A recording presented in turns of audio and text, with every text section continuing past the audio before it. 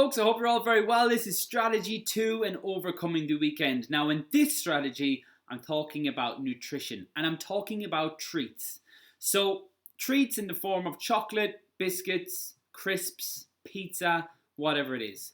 Now, these types of foods, I'm not the type of coach that says you can't have these types of foods at all. I think it's important that you have a balance. I always suggest to my online clients the 80-20 principle, where 80% of your foods are coming from nutritious choices, and if you have the calorie allowance, then you can spend some of your calories on the other 20% on foods that aren't going to give you food for energy and things like this. But I think it's important that we don't over restrict ourselves from these types of foods.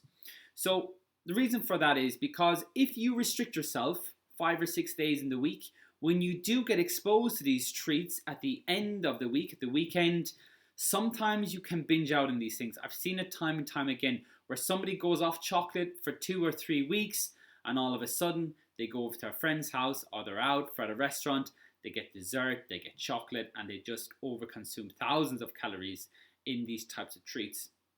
If you look at, for example, Easter time, when people go off chocolate and then come the day where they're allowed to have the chocolate, they might go through 4, 5, 6,000 calories in chocolate because they've been restricting themselves so long that they just want to binge out on these things.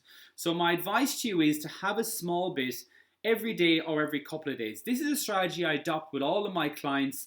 I always tell them to have a treat of choice a day. Now this can range from something of 100 calories, maybe up to 150 or 200 calories every single day. So by allowing yourself this small treat, this 20% we'll call it, every single day, when it comes to the time when you're exposed to it at the weekend, yeah, you might have some, but you're not going to overdo it, okay? So if you think about it, like if you had a slice of pizza every single day of the week, would you want to have a full pizza at the weekend?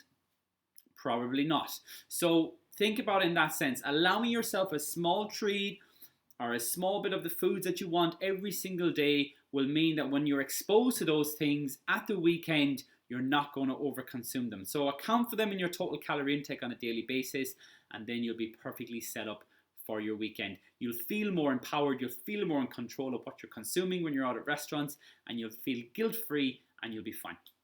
So I hope that was useful. Again, let me know, get in touch if this was useful. Get in touch, send me pictures of different treats that you're having. I love to hear from you guys. And until the next strategy, take care.